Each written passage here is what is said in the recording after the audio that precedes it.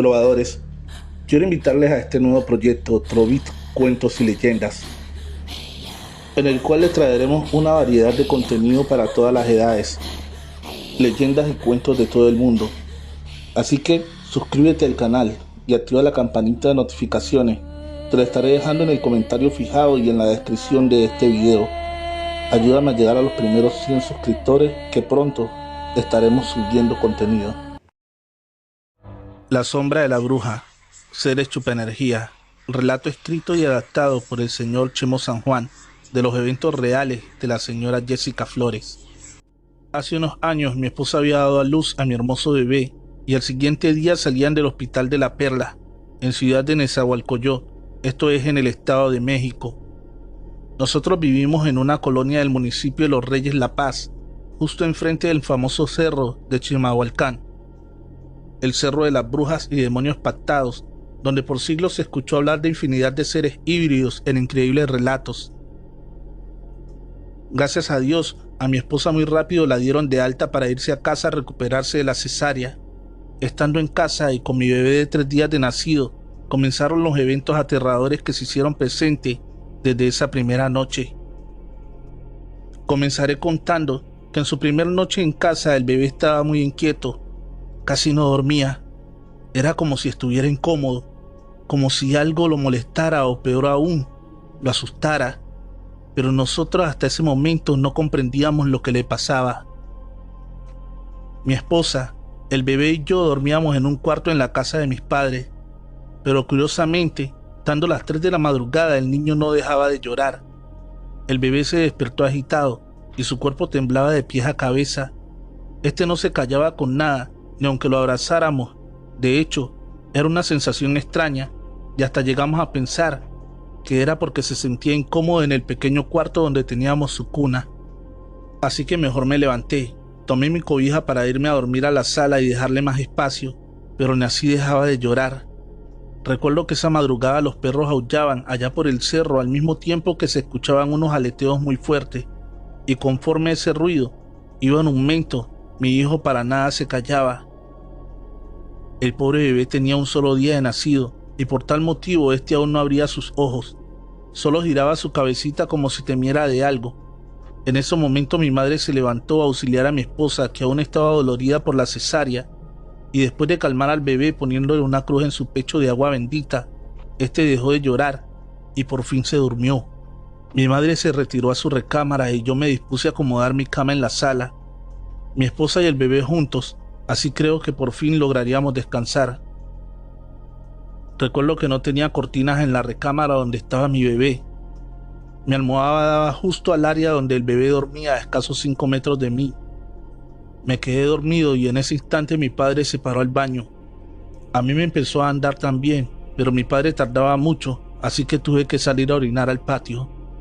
Casi dormido, levanté la vista con dirección a lo alto del cerro y noté que esa madrugada las brujas de Chimalhuacán tenían fiesta allá arriba, pues se veían a lo lejos unas enormes bolas de fuego girar y se sentía la noche como si el viento tuviera miedo, pues ese cerro es muy famoso por su alta actividad de brujas y en sus cuevas se hacían toda clase de ritos y pactos satánicos desde hacía décadas o incluso desde épocas prehispánicas.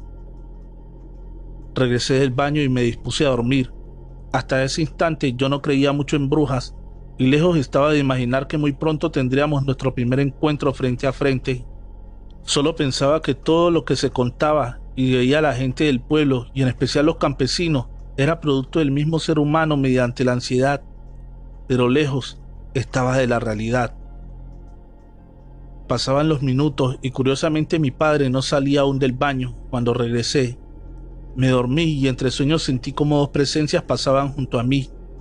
Una casi me respiraba en la cara y la otra caminaba con dirección a la recámara de mi hijo. De pronto abrí los ojos y efectivamente eran 2 siluetas semihumanas. Allí, en lo más oscuro del cuarto, de hecho se veía una sombra negra con forma de mujer, pero sin masa corporal, y en eso, la que estaba junto a mí le gritó a la otra: «Apúrate y ve por el bebé. Llévatelo ahora, es nuestro». Eso que presencié no fue un sueño, más bien era una realidad. Era como dos sombras nocturnas o algo así parecido que no tenían rostro, solo rasgos femeninos. Una de esas oscuras sombras se dirigió a donde mi hijo estaba y la otra se quedó a la altura de mi cabeza, la cual me provocó un escalofrío y miedo absoluto. Era una aterradora sensación jamás sentida que de inmediato paralizó mis sentidos y me provocó parálisis corporal. Primero la respiración se me dificultó, el cuerpo se me acalambró, mi rostro estaba en shock. Yo temía por mi hijo, pues estaba a merced de esas aberraciones que sin duda bajaron del cerro y buscaban una presa de sangre dulce para devorarla. No creía que en mi casa entraron las supuestas brujas, pero tenía que aceptar la realidad. En eso comencé a patalear y a hacer ruidos para que me ayudaran a moverme mis padres, pero era inútil. Cuando mi madre se levantó a ver a mi bebé que seguía inquieto, notó que algo me pasaba, pues parecía que alguien me agarraba y no podía respirar, hasta que prendió la luz y esa bruja en la sombra me soltó y poco a poco recuperé el aliento. Le conté lo que vi a detalle y me dijo que eso era realidad y no fue un sueño. Mi madre, muy asustada, comenzó a regar agua bendita y al mismo tiempo me dijo: «Ya ves, hijo, eso que te platicaba tu viejo abuelo es verdad. Esas bestias del diablo viven en el cerro de Chimalhuacán y ahora que huelen la sangre dulce del bebé, no descansarán hasta querer chuparlo». Al escuchar eso, me quedé muy inquieto, pues yo era uno de tantos que no creía en brujas. Hasta pensaba que estas eran humanas y no volaban, pero estaba muy equivocado. Ahora se me presentaban como sombras de bajo astral. De hecho, eran unas almas oscuras y sanguinarias. Mi padre ni con todo el alboroto se despertó, pues faltaba poco para amanecer. Mi madre se quedó con el bebé. Mi esposa y yo nos dormimos al pie de la cama. Solo así el bebé dejó de estar inquieto y de llorar. El ser humano ya conocía todas las metamorfosis híbridas de las sanguinarias brujas, desde guajolotes, aves, bolas de fuego, perros, serpientes, las conocidas que hacían el famoso ruido de esferas o canicas de cristal. Pero ahora estas desarrollaron una nueva forma de acechar en la oscuridad, allí en las sombras, jamás conocida por el ser humano, hasta que se hicieron presentes en mi colonia de los Reyes de la Paz, Estado de México.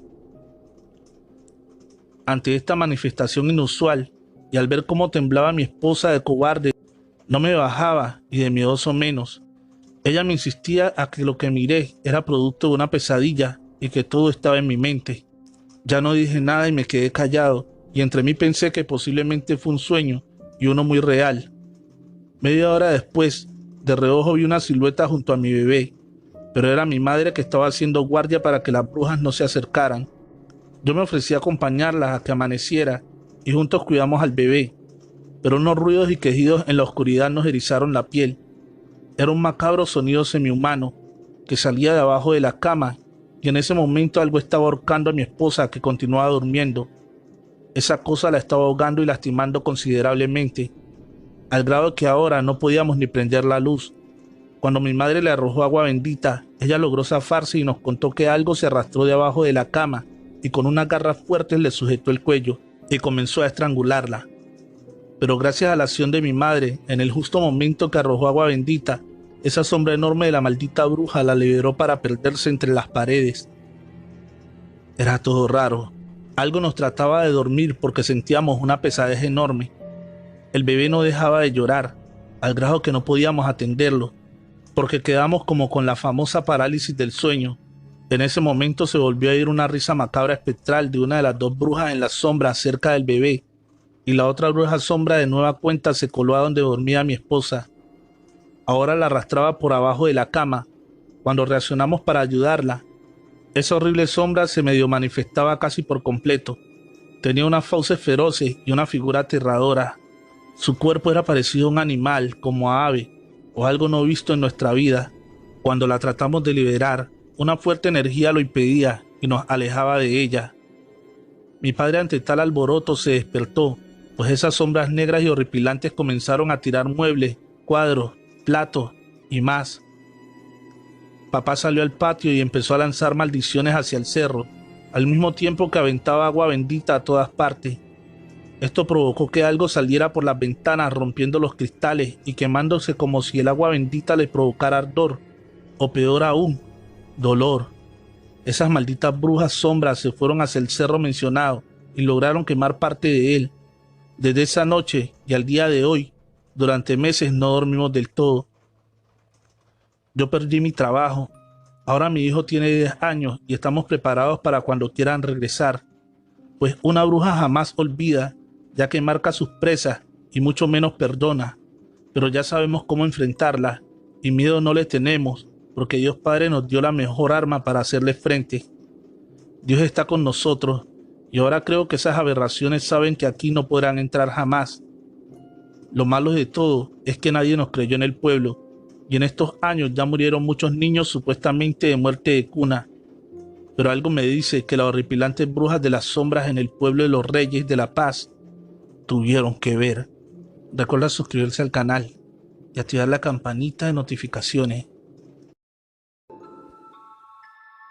Ánimas, escrito y adaptado por Alex Morales Gómez. En la descripción, el link de su página de Facebook. Síguelo. Soy Juliana. Nunca he escrito nada de ninguna situación, y menos de este tema. Pero hoy lo hago, porque mi amigo me convenció de contar mi historia. Hoy tengo 23 años, pero en aquel entonces había cumplido los 18 y había entrado en franca rebeldía con mi madre. Le decía que ya era mayor de edad y podía hacer lo que se me diera la gana. Mi familia ha sido muy tradicional y creyente, así que hay horas para las comidas, para estar en casa en la noche y por supuesto para la oración. Mi madre lloraba con mi actitud y mi rebeldía. Mi padre, un poco más calmado, decía que me dejara, que la vida tarde que temprano me enseñaría que lo que hacía estaba mal. Mi madre seguía sufriendo, en ocasiones se enojaba, en otras intentaba convencerme con palabras. Más aún, que yo había empezado a llegar tarde de la noche a casa, y aunque vivimos en la ciudad, mi casa queda a las afueras, así que había que caminar por entre unos árboles, un sendero muy hermoso en el día por la naturaleza, pero tenebroso en la noche por la oscuridad. Mi madre se preocupaba y decía que siempre rezaba a las ánimas benditas para que me protegieran. En casa era muy devotos de las ánimas, tanto mi madre como mi padre. En las noches después de la oración, siempre dedicaban un momento para las ánimas, ya fuera para pedirles algún favor o para agradecerle alguno recibido. La verdad, yo no creía mucho en eso de las ánimas. No podía creer que alguien que esté muerto pueda darte algo, mucho menos protegerte. Mi madre estaba convencida que ellas me protegían.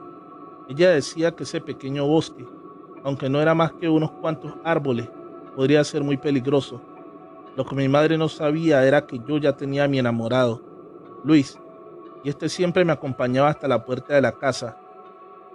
¿Qué podía yo temer si mi amado siempre iba conmigo? Pero una noche, ya tarde, discutí con Luis. Él hablaba de la prueba de amor, y la verdad, aunque yo lo amaba, no me sentía preparada para dar ese paso. Así que cuando entramos en el bosque, él quiso tomarme a la fuerza. Yo le respondí con una cachetada que le dejó mi mano marcada en su cara. Me gritó una gran cantidad de improperios y me dejó allí en medio de la oscuridad. Nunca antes había pensado lo oscuro y tenebroso que era aquel lugar, pero como no había de otra, seguí camino a casa. ¿Qué me podría pasar? Pero después de dar unos pasos, vi dos sombras al lado de un árbol. Fumaban marihuana. Lo supe por el olor. Desde el lugar que estaban, debieron ver todo lo sucedido. Dudé entre seguir o devolverme. Opté por esto último, porque vi cuando uno de ellos sacó una navaja de su pantalón. La hoja del arma brilló en la oscuridad. En esos momentos ellos no me dijeron nada, pero ¿para qué iban a necesitar una navaja? Así que di media vuelta y caminé rápido. No sabía para dónde iba, pero no pasaría por el lado de aquellos tipos. Cuando vieron que me devolví, corrieron tras de mí. Me gritaban: ¿dónde vas, zorra? No quisiste con tu novio, pero nosotros sí te vamos a obligar. Yo corría a lo que más daba mis piernas, pero ellos estaban encima. Me iban a atrapar. Cuando ya estaba perdida y sentía unas manos sobre mi hombro, los dos se frenaron en seco y, por increíble que parezca, Se santiguaron y se devolvieron por donde venían corriendo. Algo que yo no veía los asustó mucho. Más que un pequeño susto, era terror, porque al tenerlo tan cerca pude ver sus caras desencajadas de miedo. Yo llegué a donde empieza el bosque o termina, según del lado que viniera. Alcancé a Luis.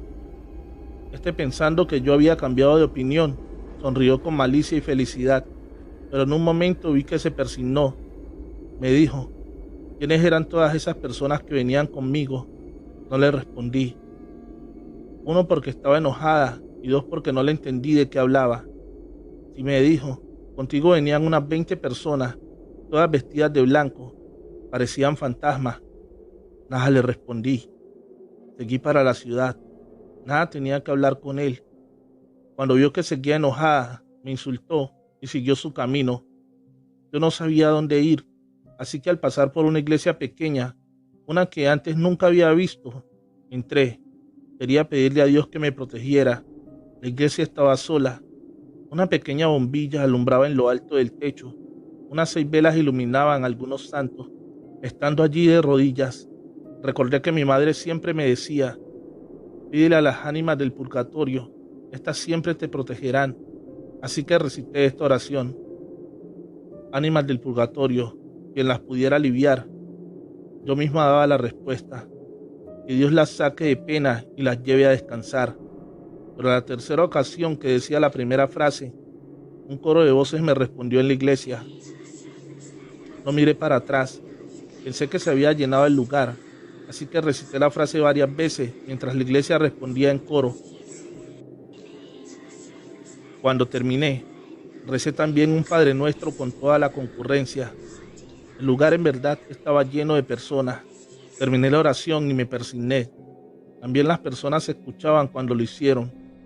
Al terminar volteé para agradecerles la compañía en la oración, pero me quedé de una sola pieza.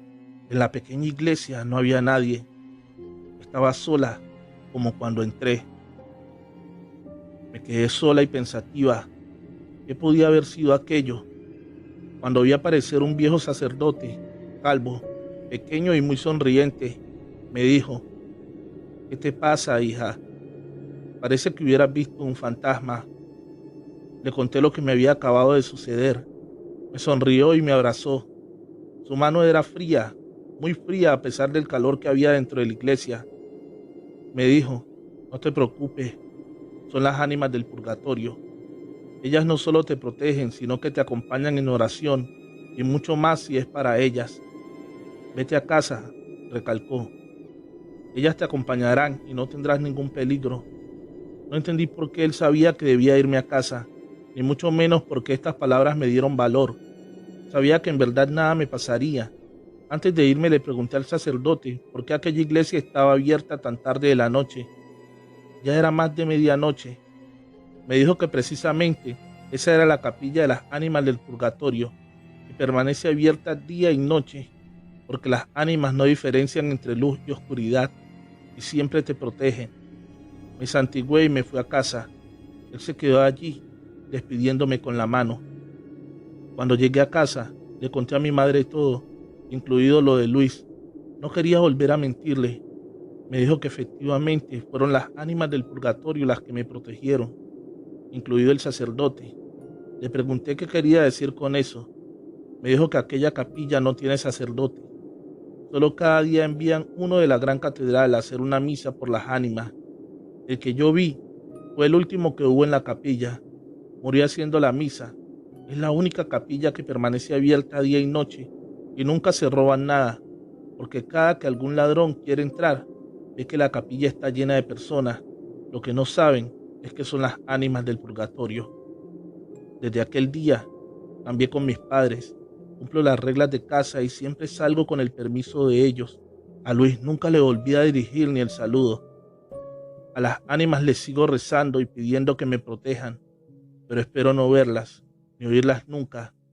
No es bueno saber que estás interactuando con alguien que ya está muerto.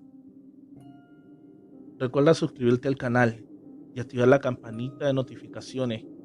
Probadores, feliz noche, amantes de cuentos de terror.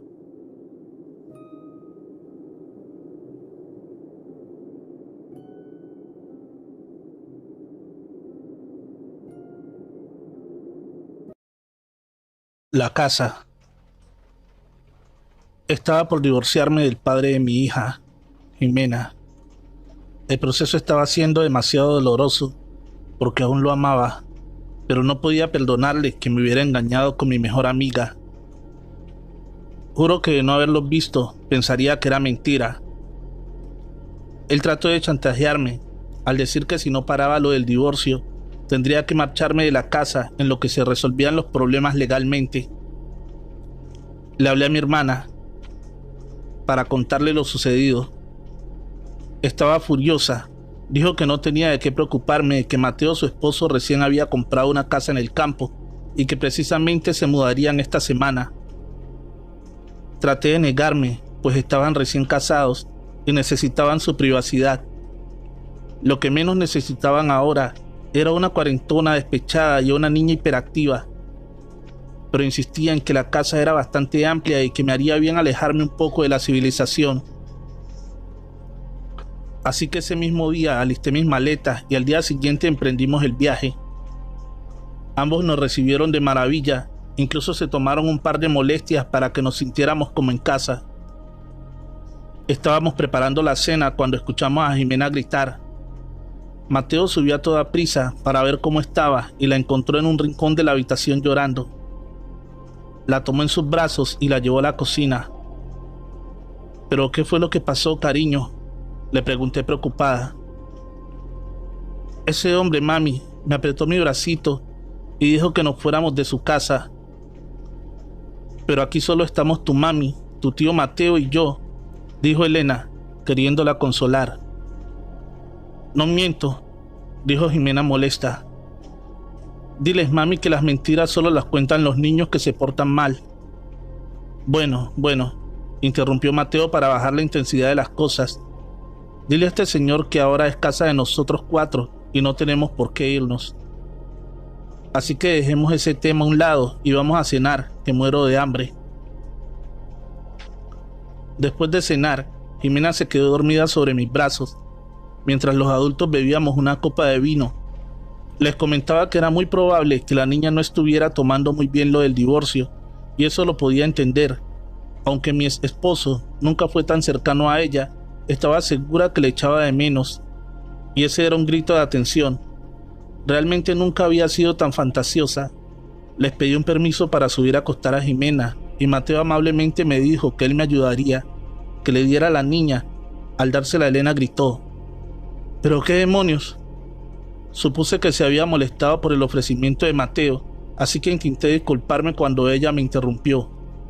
¿Ya viste el brazo de la niña?, decía mientras se acercaba a mi hija y a Mateo, y levantaba la manga de su blusita. Nos quedamos horrorizados al ver que Jimena tenía marcada una huella de una mano bastante grande. La niña no mentía, dijo Mateo bastante sorprendido. Lo que no podíamos descifrar es si estaba quemada o amoratada. Estaba de un color bastante peculiar, entre un rojizo intenso, y tenía varios pedazos púrpura. La quise despertar para saber qué era realmente lo que había pasado, pero Elena me lo impidió. Dijo que era mejor que la dejáramos descansar. Esa noche la llevé a dormir conmigo. Tenía temor de que algo peor le pudiera pasar. Me quedé profundamente dormida debido al tan ajetreado día que habíamos tenido, cuando me despertó el ruido de varias personas corriendo. Se escuchaba tan claro y tan fuerte debido a que el piso era de madera. Estaba muy asustada. Creí que se había metido alguien, así que tomé a Jimena y la puse debajo de la cama. Cuando tocaron estrepitosamente en simultáneo varias de las puertas, tomé a toda prisa la lámpara del buró. Estaba dispuesta a golpear a cualquiera que se atreviera a querer entrar.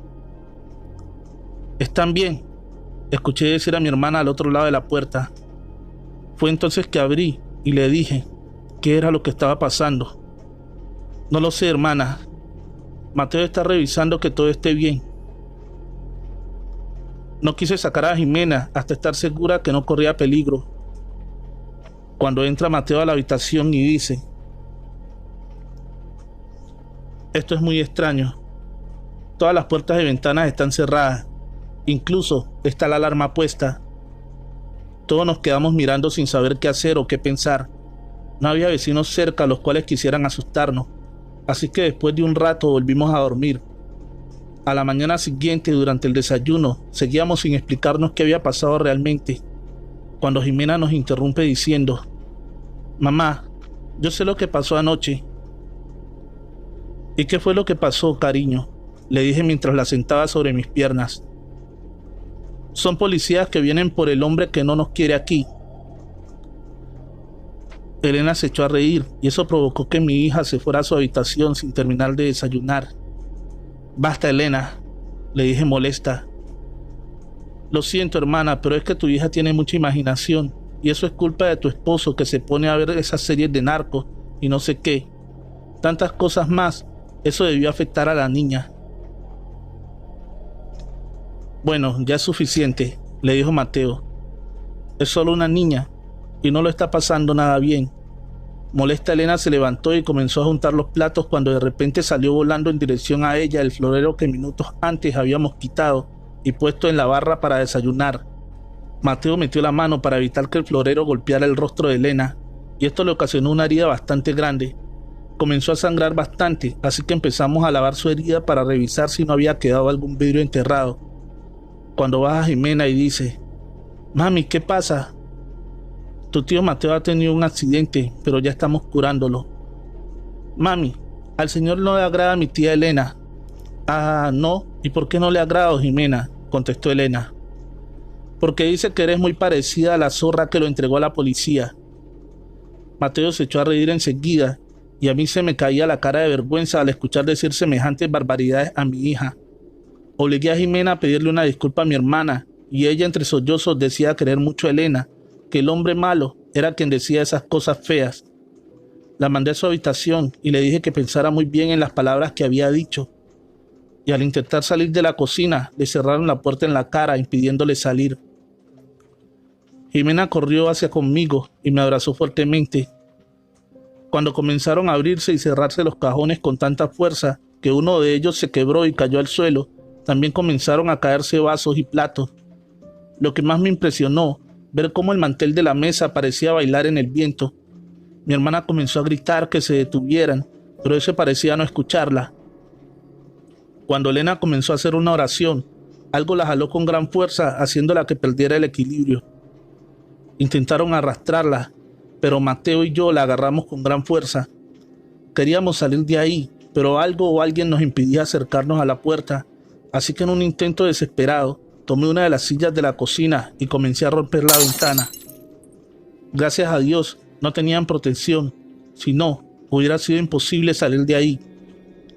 Cuando por fin logré quebrarla, las llaves del gas se abrieron solas y al intentar cerrarlas nos dimos cuenta que parecían estar pegadas. Así que le pedí a Mateo que me ayudara a brincar a Elena, ya que ella se estaba quejando demasiado de un pie y le era casi imposible sostenerse por ella misma. Después de sacarla enseguida, le pasé a Jimena y le dije a Mateo: «Ahora es tu turno», pero él se negó. Dijo que lo correcto era que las mujeres nos pusiéramos a salvo primero.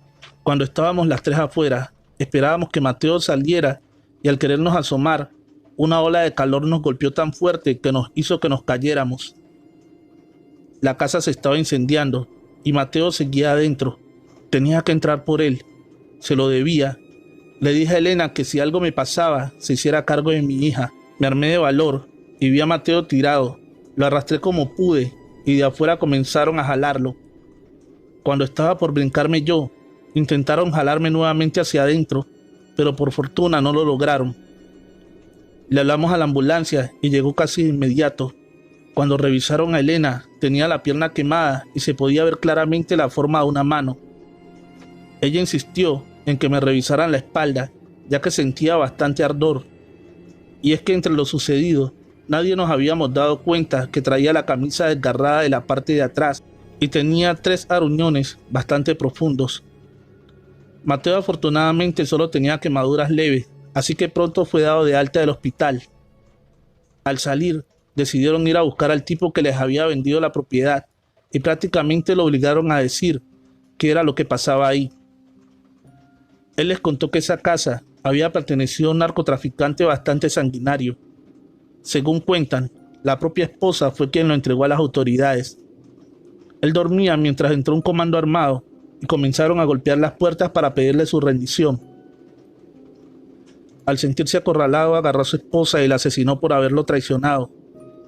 Él gritaba que vivo no se lo llevarían y lamentablemente fue abatido a manos de la justicia. Yo compré esta casa a muy buen precio en una subasta del gobierno, pero comenzaron a pasar cosas muy extrañas por las noches. Mi esposa comenzó a ver y escuchar a un hombre. Los niños decían que había un hombre que los molestaba, y yo solo trataba de convencerlos que era solo su imaginación. Traté de traer a una persona que le hiciera una limpia a la casa, pero según la medium, decía que este hombre seguía aferrado a esta casa. Tratamos de contactarlo para ver lo que mantenía en este mundo, pero siempre que tratábamos de hacer contacto con él se tornaba violento, a tal grado que varias veces salimos lastimados. Tratamos más de 2 meses en tratar de desterrarlo, pero fue imposible, debido a la forma tan violenta en que murió. Con el paso del tiempo nos dimos cuenta que en la subasta no se nos contó la historia completa de la casa, pues olvidaron decirnos que habían encontrado restos humanos ahí, y según decían, este hombre cuidaba de esos restos como penitencia de sus atroces actos. Un día misteriosamente la casa comenzó a arder sin motivo aparente. Ahí me di cuenta que tendría que deshacerme de ella, así que después de mandarla a reparar, decidí vendértela a ti. Hasta la fecha Mateo decidió dejarla en el olvido, ya que no permitiría que alguien más pasara por lo que nos tocó vivir a nosotros. Escrito y adaptado por Historias Macabras para no dormir. Terrenos Malditos, escrito por Anaís Veloz. Historias macabras para no dormir.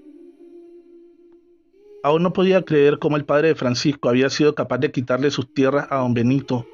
Y es que, para serte sincera, jamás pensé que doña Marta se confabulara con el cura, que tantos años creí que era un santo.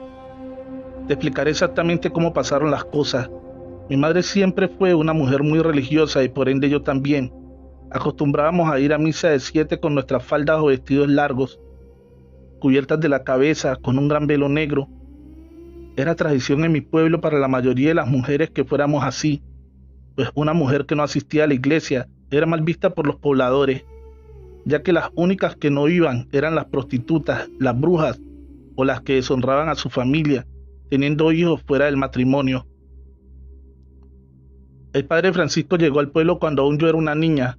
Desde su llegada fue muy bien recibido por el pueblo y todo marchaba viento en popa, hasta que un día, cegado por la avaricia, comenzó a tener ciertos pensamientos que nada tenían que ver con lo que profesaba. Pues la gente comenzó a venir de otros pueblos para escuchar misa. Llegó a tal punto que en ocasiones ofrecía la misa en la plaza del pueblo, debido a que la iglesia era un tanto pequeña y no estaba en tan buenas condiciones. Marta era una de sus fieles seguidoras y era la encargada de limpiar la casa cural. Cierto día, mientras el padre contaba la limosna, Marta se acercó hacia su escritorio y comenzó a decirle: «Padre Francisco, ¿no cree que ya va siendo hora de que construyamos una nueva iglesia?» «Ay, hija, ¿con qué dinero si esto apenas nos alcanza para el diario?», respondió mientras escondía los billetes bajo sus ropas. «Pues padrecito, pidámosle a los del pueblo. La mayoría tienen hijos del otro lado y todos son muy devotos. Yo me puedo encargar de pedirles la cooperación». «¿Y el terreno, hija? No pienses que será fácil conseguirlo, y mucho menos nada barato». «Ese no es problema, padrecito. Mire, don Benito ya está muy viejo y el muy sonso nunca tuvo familia. Se fue al otro lado y que para juntar para casarse con Margarita, y esta no lo esperó. Se casó mientras Benito andaba afuera.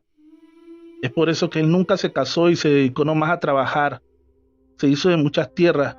Y pues no es que yo sea abusona, padrecito, pero deberíamos ir a hablar con él. Ya es muy viejo y ni hijos tiene. Dígame usted, ¿a quién le va a dejar todo lo que tiene? Debería hacer una obra de caridad. Usted nunca lo ha hecho menos, ¿verdad, padrecito?» «No, hija, claro que no. Benito es muy querido por todos aquí».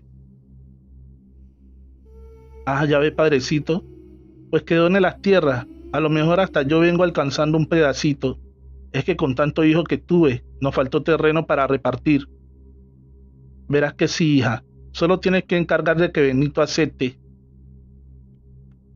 Al día siguiente, muy temprano, Marta fue a visitar a don Benito y al verla se sorprendió bastante, pues a pesar de conocerse de toda la vida, Marta rara vez le dirigía la palabra.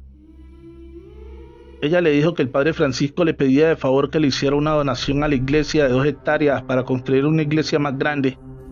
Benito le dijo que era demasiado terreno para una iglesia, y ésta se defendió diciendo que no podía creer que se le hiciera valor aportar para la casa del Señor.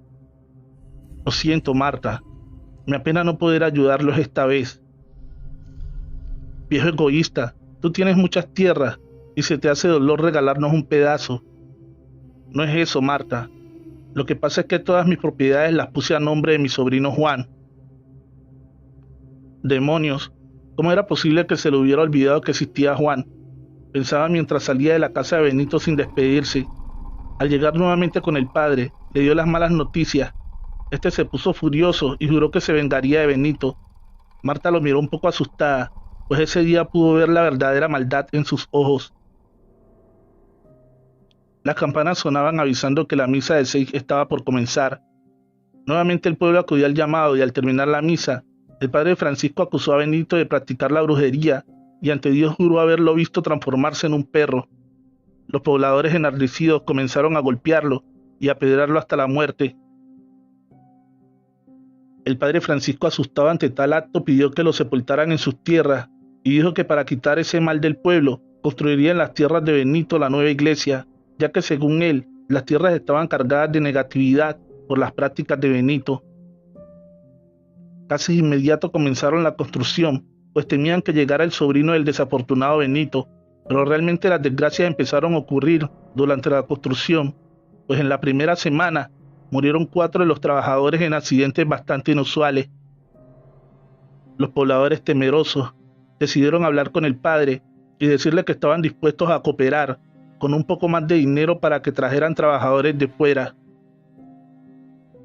Pero esto de poco o nada sirvió, pues los accidentes no dejaban de ocurrir, y las personas que vivían a los alrededores decían escuchar lamentos por la noche.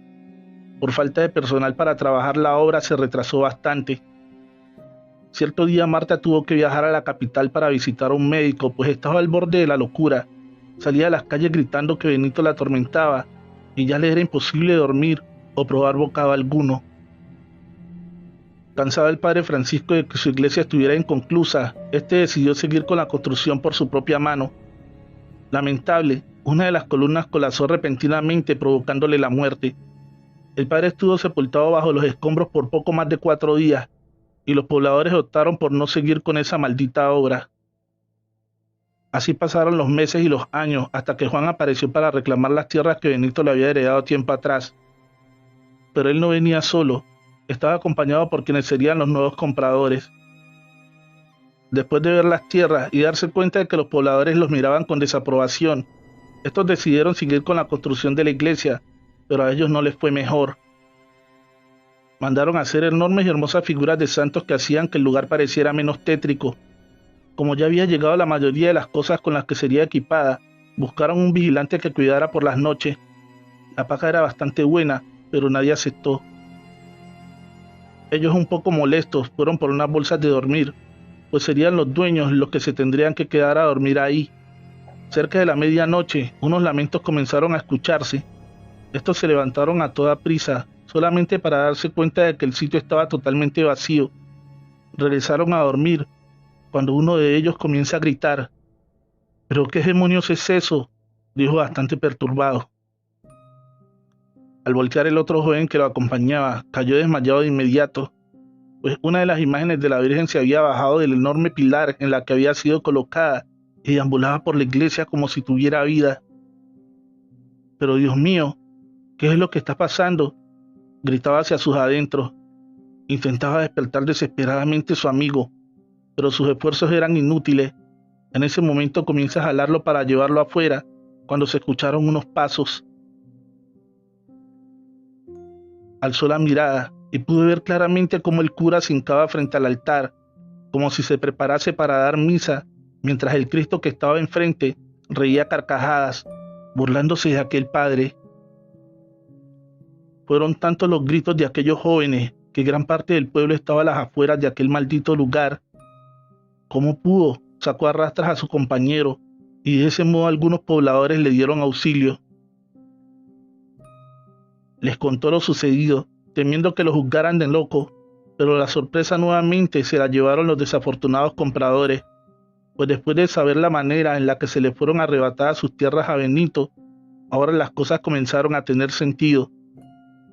Ellos jamás volvieron por ese lugar, y hasta la fecha la obra sigue inconclusa. Muchos foráneos han intentado quedarse con el lugar, pero siempre terminan por salir huyendo. No sabemos a ciencia cierta si el alma de Benito es quien tiene maldito ese lugar, o el alma del cura, que paga penitencia por su terrible crimen. Si aún no estás suscrito, dale fuerte al botón rojo de suscripción y activa la campanita de notificaciones para que no te pierdas más historias como esta. La duda, escrito por Anaís Veloz, historias macabras para no dormir. Todo esto es una pesadilla, decía mi madre, mientras veíamos cómo mi hermano de 16 años colgaba de una de las vigas de su cuarto. Todos mirábamos cómo se mecía su cuerpo amoratado de un lado a otro.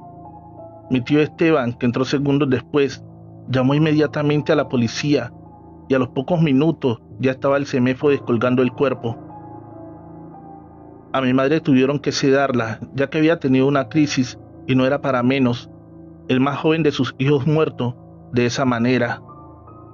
La policía comenzó a preguntarnos que si él usaba drogas, que si tenía problemas, que si era depresivo, pero todas las respuestas fueron negativas. Mi tío Esteban nos estuvo ayudando con todo lo del funeral, ya que mi madre aún estaba en shock y mi padre, bueno, él estaba bastante nervioso, al igual que María, la esposa de mi tío Esteban. Después del funeral y el novenario, nos sentamos a platicar lo ocurrido ese día, ya que aún quedaban muchas dudas de lo acontecido. Nos sentamos en la sala, mi mamá, mis dos hermanos, mi tío Esteban, su esposa, mi papá y yo. Lo que todos recordábamos que ese día mi tío nos había llevado a mi mamá y a mí a casa de la abuela. Mis dos hermanos habían tenido partido fuera de la ciudad, y cuando le preguntamos a mi padre dónde estaba, cuando mi hermano se suicidó, repentinamente se abrió la puerta de la casa y se prendió el estéreo con la música que le gustaba a mi hermano. Todos nos quedamos mirando fijamente, unos a los otros, pero nadie pudo pronunciar palabra alguna. La esposa de mi tío se puso de pie y pudimos escuchar claramente cómo alguien gritó su nombre. Ella al oír eso salió corriendo de la casa. Inmediatamente y desde ese día no ha vuelto a entrar. Dice que no soporta sentir la presencia de mi hermano, ya que hasta la fecha aún se puede seguir viendo la sombra de mi hermano, como se mece, cual si fuera un péndulo. También lo hemos escuchado llorar, y eso nos parte el alma a todos nosotros. Incluso mi tío Esteban jura verlo deambulando por su casa. No quiero juzgar a nadie, pero mis hermanos y yo tenemos nuestras sospechas. Dudamos de mi padre y de mi tía María. Si alguien supiera cómo poder contactar con mi hermano para saber qué fue lo que realmente pasó y así por fin pueda descansar en paz.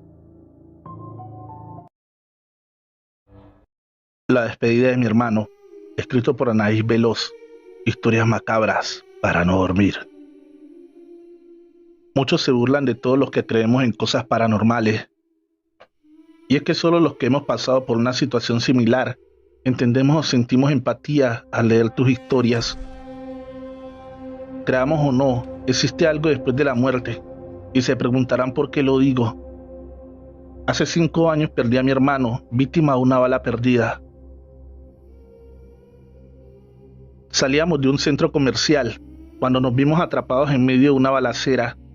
Habían robado un banco que se encontraba en el centro comercial y los asaltantes en la huida comenzaron a dispararle a la policía. Intentamos cubrirnos, pero desafortunadamente una de las balas le dio en la cabeza a mi hermano, provocándole la muerte. Mi madre y yo salimos ilesas de aquella terrible persecución, al igual que el resto de la gente que se encontraba pasando ahí. Solo mi hermano había perdido la vida ese día. Nos pusimos como locas tratándolo de revivir, pero nuestros esfuerzos fueron en vano. Mi hermanito jamás volvió a abrir los ojos. Mientras hacían el levantamiento del cuerpo, una pluma blanca cayó sobre el hombro de mi mamá. Ella la tomó y tiró al suelo. Yo no le di mucha importancia, pues acababa de perder a la persona que más amaba en el mundo. No solo era mi hermano, él era mi amigo, mi cómplice y mi confidente. Durante el funeral sucedieron varias cosas bastante extrañas, ya que justo cuando llegó el cuerpo de mi hermano, un colibrí revoloteaba en la sala de velación, y al llegar la medianoche, el olor de su perfume inundó el ambiente. «Hijo mío, ¿por qué me abandonaste?», gritaba mi madre destrozada. En ese momento, un pequeño ruido se escuchó dentro del ataúd y mi madre sin pensarlo quitó el vidrio del ataúd y comenzó a mover el cuerpo rígido de mi hermano, creyendo que estaba con vida. «Andrea, hija, ayúdame. Tu hermano está vivo». «Cálmate, mamá. Luis está muerto». «No, hija, yo escuché claramente que se movió. Debió haber crujido la madera del ataúd, mamá». «No, hija, no estoy loca. Fue tu hermano». «Ya, por favor, mamá. Recuerda que donamos los órganos de Luis». Mi madre estaba al borde de la locura y yo tenía que mantenerme fuerte para ella. Pero el dolor también me consumía en silencio. Al llegar al cementerio nuevamente nos dimos cuenta hasta que el olor a su perfume era tan intenso que todas las personas comenzaron a notarlo también. Y justo antes de cubrir el ataúd de tierra, una parvada de palomas blancas pasó sobre nosotros. Jamás le prestamos atención a todas esas señales que nos mandaba mi hermano. Pasaron los días, las semanas y los meses, pero el dolor por la pérdida de mi hermano no cesaba. Mi madre y yo acudíamos al centro comercial donde había perdido la vida para colocar una veladora y orar por su eterno descanso. Hasta que uno de tantos días, una joven mujer se paró a un lado de mi madre y de mí. Recuerdo perfectamente sus palabras, pues han sido las que hasta la fecha nos han dado esa resignación y consuelo que tanto buscaba nuestro corazón. «Disculpa, no sé si ustedes me crean o no, pero tengo que darles un mensaje de un joven que no me ha dejado en paz desde que llegué», nos dijo la mujer al acercarse. «¿De qué demonios hablas, mujer?», le respondió mi madre molesta. «Pues supongo que es tu hijo». Mi madre enfureció al escucharla, pues decía que era de muy mal gusto que se atreviera a burlarse de su sufrimiento, y ella con toda la tranquilidad del mundo le respondió: «Mira, no soy quien para gozar del sufrimiento ajeno. Al menos si no crees, permíteme decirte el mensaje para que el chico pueda marcharse y descansar en paz. Ya luego júzgame loca si quieres». No sé por qué, pero la mujer me transmitía mucha paz y rápidamente le dije: «Si mamá no quiere escuchar el mensaje, podría escucharlo yo». «Tranquila, que también hay un mensaje para ti. Eres la hermana, ¿verdad?». «Sí, pero ¿cómo lo sabes?». «Pues porque dice que esa gorra no se te ve tan bien como se le veía a él». En ese momento entendimos que todo era verdad. Ella no nos conocía. ¿Cómo sabría que llevaba algo de mi hermano? Me sentí nerviosa. Mi corazón latía a mil, al igual que el de mi mamá, pues después de muchos meses por fin hablaríamos nuevamente con él. «Pero señorita, ¿dónde haremos la sesión? Solo tengo esta veladora y no traigo mucho dinero. Pero tengo algo de efectivo guardado en casa, si gusta podemos ir por él». «¿De qué habla, señora?», respondió la mujer extrañada. «Pues de la sesión espiritista que haremos para hablar con mi hijo». «Calma, mujer. ¿Quién demonios te ha dicho que se ocupa todo eso para hablar con un muerto? Mira, hasta a tu hijo le causa gracia lo que dices. Entonces, ¿dónde lo haremos? Aquí mismo. Solamente hay que acercarnos a la sombra, que el calor es insoportable». Nos fuimos a un café que se encontraba a pocos metros de ahí. Pedimos que nos dieran una de las mesas de afuera y comenzamos a hablar. «Él quiere empezar contigo, Marina», me dijo mirándome a los ojos. «Veo que no te va nada bien con mi partida, ¿verdad? Te dije que el día que me marchara llorarías por mí y mira que no me equivoqué. Hace 7 meses que abandoné mi cuerpo y no hay día que no llores por mí, hermanita. Aunque para serte sincero, yo también te echo bastante de menos. y te quiero pedir perdón por hacerte sufrir. Recuerdo que dije que siempre te cuidaría, y mira, la vida no me alcanzó para hacerlo. Siempre recuerda cómo te enseñé a defenderte y dale algunas de mis cosas a Agustín. Siempre fue un buen amigo y sabes, lo he visto llorar mucho por mí. Recuerda que siempre te amaré, hermana. Te amo tanto, hermano, y nunca superaré tu muerte. No, Marina, tienes que hacerlo. Por eso he buscado un sinfín de maneras de comunicarme con ustedes. Igual te lo pido a ti, mamá. Fuiste la mejor mamá del mundo, aunque estuve un poco tiempo contigo. ¿Sabes? Si Dios me permitiera volver a la tierra, te elegiría a ti nuevamente sobre todas las cosas. ¿Por qué, hijo de mi vida? ¿Por qué no luchaste y me abandonaste? No, mamá, te equivocas.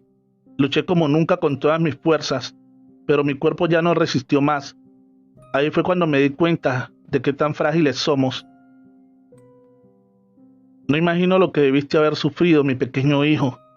Si tan solo hubiera llegado la ambulancia a tiempo, aún seguirías con vida. Debí cuidarte más. No te culpes de lo que pasó. Eso no estaba en tus manos. Y dolor no logré sentir, solo un ligero calor que invadía mi cuerpo. Siempre me cuidaste, pues estaba ahí cuando te necesitaba, incluso el día de mi muerte. Y tampoco culpes a la ambulancia de cualquier forma. Hubiera muerto, mamá. Todo está escrito en el libro de la vida, y ahí estaba cómo y cuándo debía morir.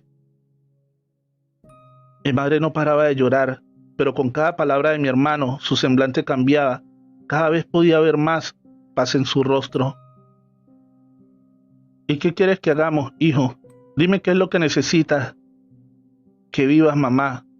Que tú y mi hermana hagan su vida y paren de llorar, pues sus lágrimas retrasan mi camino. Vivan que yo viviré a través de ustedes. En ese momento, la mujer dijo que mi hermano se tenía que marchar, pues llevaba tiempo vagando, buscando paz, y ahora que por fin había podido hablar con nosotras, ya no podía detener su camino. Y también nos comentó que la pluma, los colibríes y las palomas eran señales divinas de que él estaba bien, pero nuestra tristeza y lágrimas hacían que detuviéramos su camino, y él estaba cansado de tanto andar. Él también necesitaba su descanso, pues en el andar de ellos es muy peligroso que permanezcan en este plano. Suelen ser persuadidos por demonios que andan en esta dimensión y los condenan a vagar sin rumbo por el resto de la eternidad. Juzguen ustedes mismos mi experiencia, y espero no ser la única que ha tenido la dicha de contar con este tipo de ángeles que nos manda Dios para despedirnos de nuestros seres amados.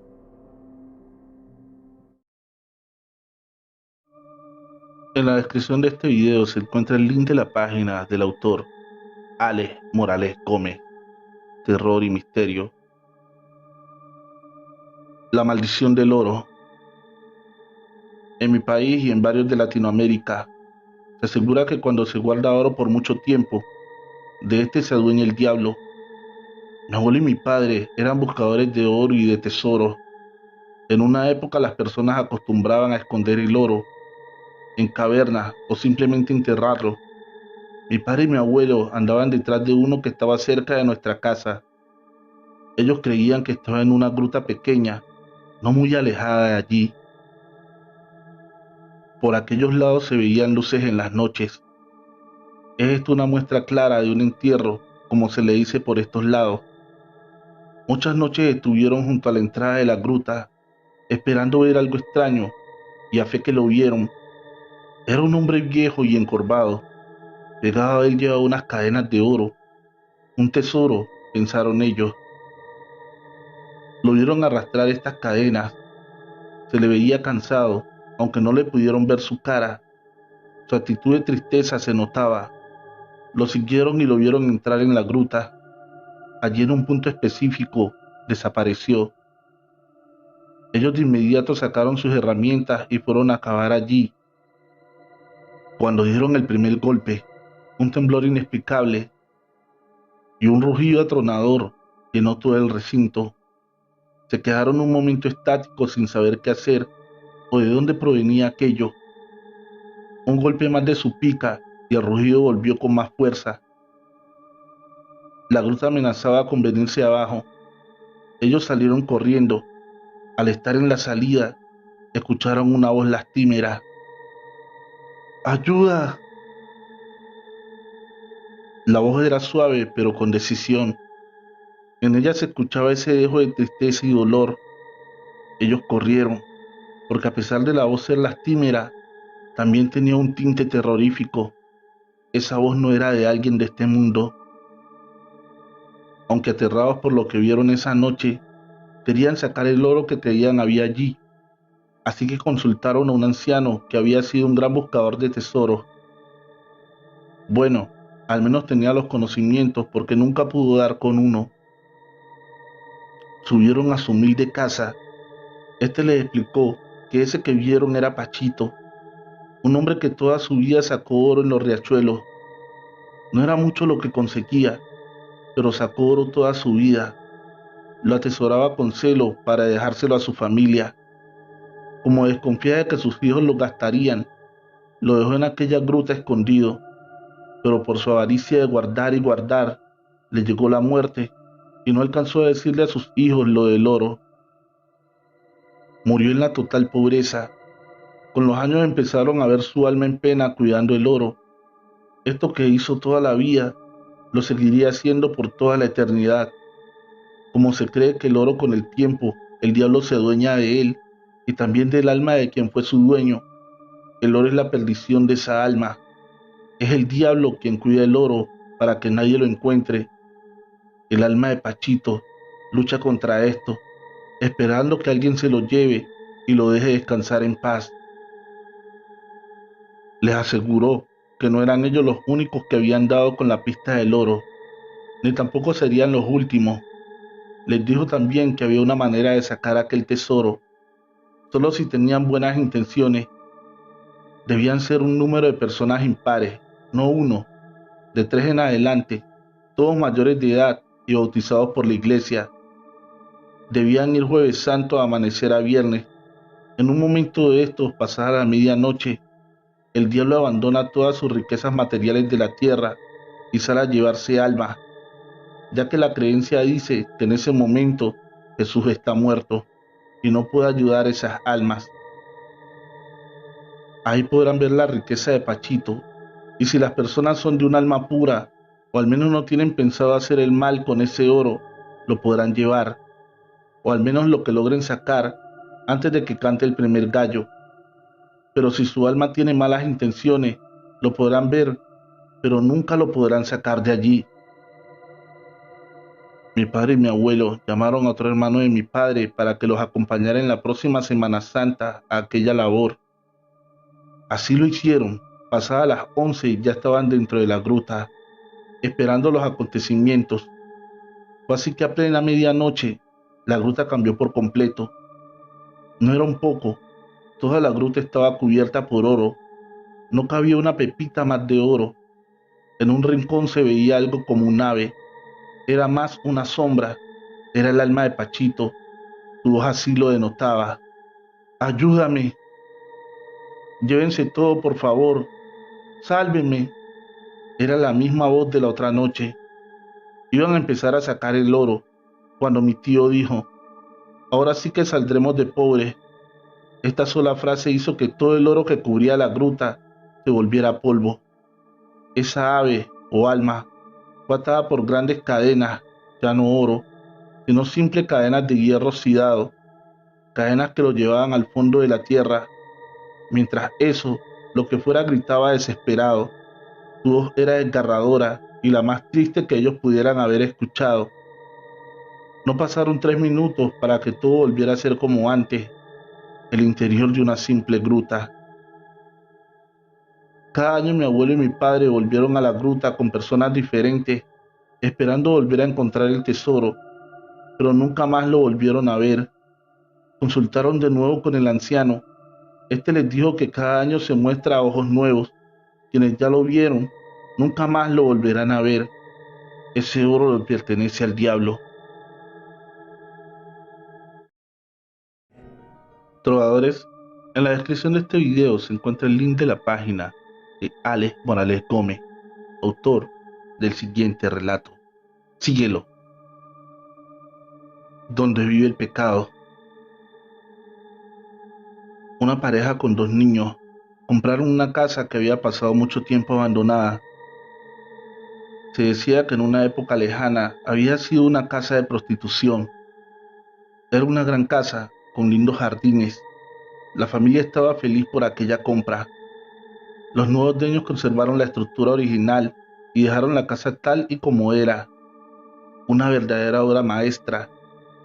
Muchas habitaciones y pasillos, afuera grandes jardineras, que aunque entre la maleza aún se conservaban florecidas, en poco tiempo la familia volvió la casa habitable. Más que habitable, la dejó impecable. Era un gusto ver aquel lugar, por tanto tiempo abandonado, ahora volviendo a la vida. Pero unas noches después de la familia instalarse allí, empezaron a ocurrir sucesos extraños. Se escuchaban risas, pasos, música, discusiones. Era una constante de todas las noches. Es como si ellos estuvieran en medio de la casa de prostitución. Las peleas e insultos eran de cada momento. También se escuchaban llantos, tanto de mujeres como niños pequeños, bebés se podría decir. Esto tenía a la familia con los nervios de punta. La esposa le decía a su esposo que ella no aguantaba más. Él se hacía el desentendido, más que nada porque en esa casa tenía todo el patrimonio de la familia. Después de unas 2 semanas de estos sonidos, ruidos y voces, porque entre estas y aquellas se escucha también el golpeteo de las botellas, los pasos al caminar y también al bailar, pero ahora empezaron a ver las sombras, al principio difusas, pero apenas avanzaban las noches más vivas y reales.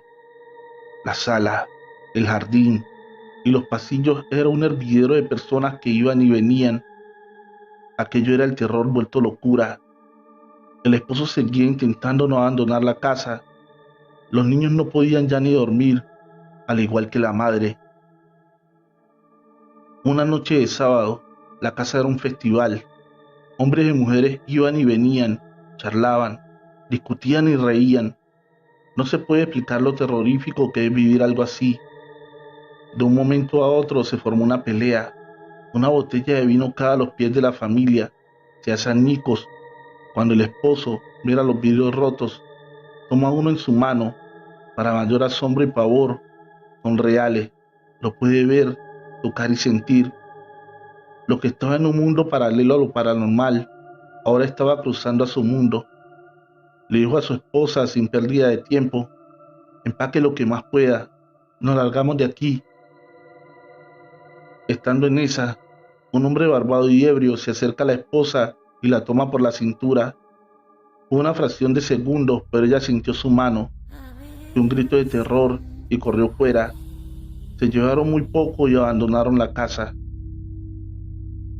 El dueño intentó venderla, pero era imposible. Los ruidos que ellos sentían, las sombras, todo se escuchaba desde fuera. Nadie quería ni siquiera acercarse a esa casa.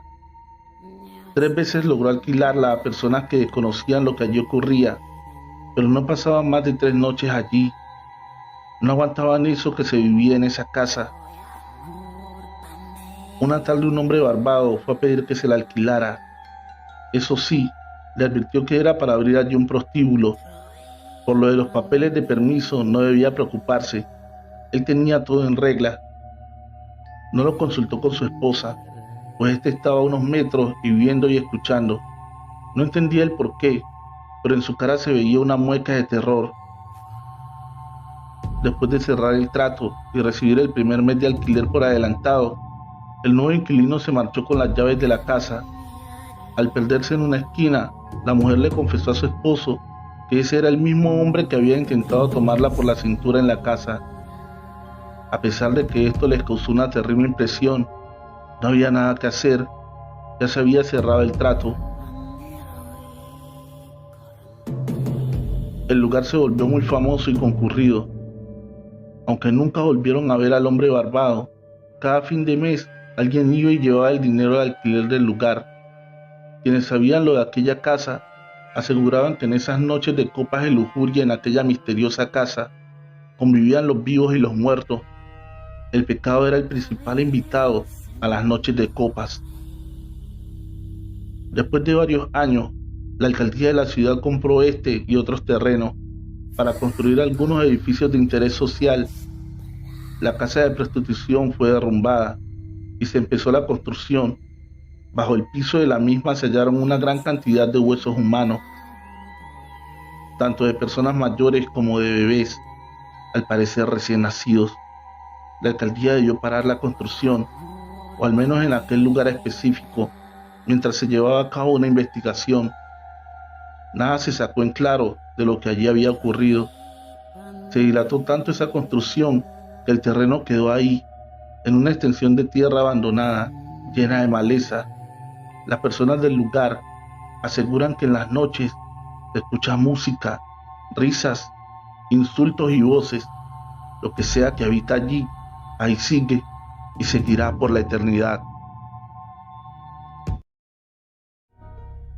Trovadores, en la descripción de este video se encuentra el link de la página y canal de YouTube de mi amigo el escritor Chemo San Juan.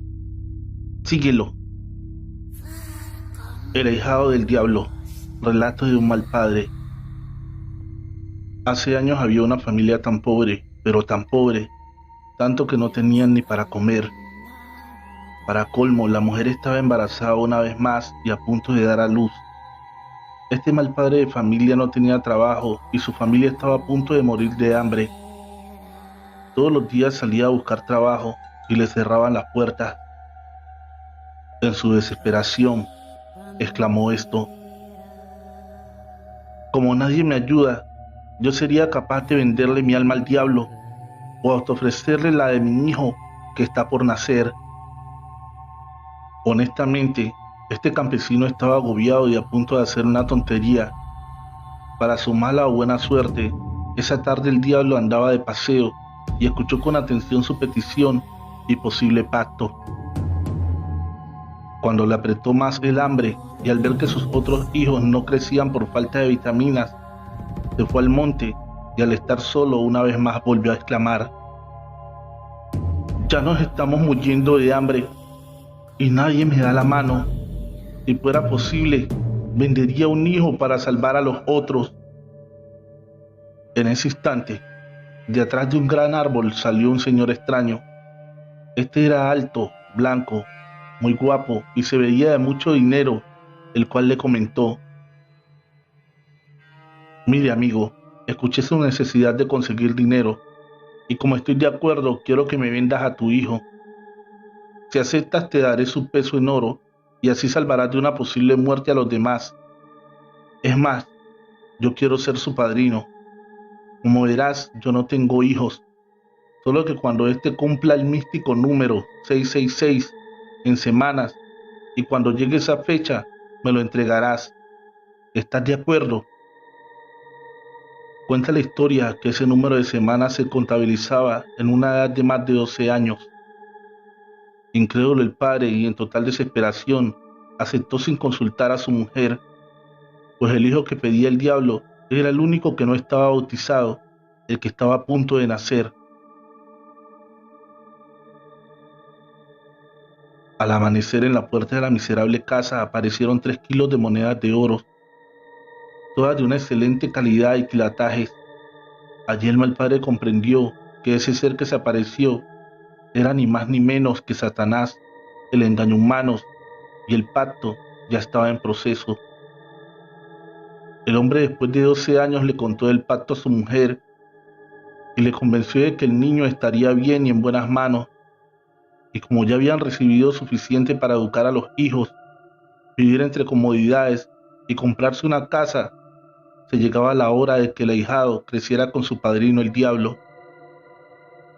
La madre, como no queriendo, aceptó y con miedo le contó al niño de este pacto. Ni modo, hijo, ya te vendimos con tu padrino el diablo y tu madrina, quien es yegua, un caballo hembra de color negra que siempre camina junto a él, quien también fue vendido al diablo a cambio de oro, y este se casó con ella. Espero nos comprendas, gracias a ti nos salvamos de morir de hambre. Ahora él por ti vendrá. Ya se llegó la fecha de pagar el pacto. Así de cruda, la madre le expresó esto al niño. El muchacho se puso triste y se echó a llorar. No podía creer cómo es que lo habían entregado al devorador de almas y hombre al gran demonio. Esa noche, como siempre, se puso a rezar y exclamó: Tú eres mi único Padre, gran Dios Todopoderoso, y solo te pertenezco a ti. Te ruego por favor no permitas que ese ser maligno me lleve y maldiga mi alma. Cuentan que esa noche, al ver la tristeza del Hijo de Dios, del cielo bajó un ángel a consolarlo y a decirle: Este mensaje es de Dios Padre. Tú no tienes la culpa de sacrificarte por tu familia, como Cristo lo hizo por la humanidad, pero lamentablemente tus propios padres te vendieron. El niño triste decía: ¿Cómo va a ser esto posible? No creí que los que me amaban me vendieron. El ángel contestó: Sí, hijo, ahora tu padrino es el diablo y tu madrina es ese caballo hembra color negro que monta y también fue vendida por un humano en total desesperación, y en breve vendrán por su ahijado. Pero no estás solo. Tu Padre Dios Todopoderoso te manda un regalo. Esta es una soga de 12 nudos que está bendecida celestialmente, y con esta soga le darás 9 latigazos a quien venga a reclamar tu alma o el pago pactado. A la semana tocaron la puerta y era una yegua negra que con voz humana replicó: Buenas noches, compadre. Vengo por mi ahijado. Me manda su compadre el diablo. Él ya cumplió y ahora exigimos el pago. El niño no se despidió de sus padres y triste se encaminó a su muerte prematura y a la perdición de su alma. Dicen que en el bosque la tierra se abrió para que entrara el mal, y en ese momento el niño sacó la soga y le dio de latigazos a su madrina la yegua, quien salió muerta de dolor y miedo y huyó entre la oscuridad. El niño, a pesar de ser muy joven, era valiente de corazón, pero allí no acabó todo. Cuando el niño pretendía huir, se le apareció el diablo y extrañado este le dijo: Creo que te llevaré yo a tu nueva casa al infierno, ahijado. ¿Por qué no viene mi madrina, padrino? Este extrañado contestó: No puede, ella de repente enfermó y no se puede incorporar. Más tarde veré qué le pasó, ¿ok? El diablo le dijo a su ahijado: Por cierto, vamos a un lugar lejano y no podrás ir a pie. Y en ese momento el diablo se convirtió en un toro negro pura sangre para que el niño lo montara. Pero antes de montarse, el niño volvió a sacar la soga bendita y le dio otros 9 latigazos a su padrino, el mismo diablo. Y este, muerto de dolor ante tal objeto celestial, no pudo con eso y retornó por donde la tierra se había abierto. Estos latigazos duraban décadas en borrarse, y desde entonces jamás pudieron reclamar como pago el alma del inocente niño. Comenta la gente del pueblo que de la noche a la mañana esta familia desapareció por completo. La casa se destruyó, las tierras se secaron y sus animales se murieron, y desde entonces quedaron malditas, y algunos al pasar por allí de noche escuchan cómo las almas son atormentadas por el diablo, después de que no cumplieron su pago con el señor Satanás, o al menos eso es lo que la gente cuenta. Gracias. Relato escrito y adaptado por Chemo San Juan. Trovadores, hemos llegado al final de este episodio. Agradecería mucho que le dieras fuerte al botón de suscripción y actives la campanita de notificaciones. Feliz noche, trovadores, amantes de cuentos de terror.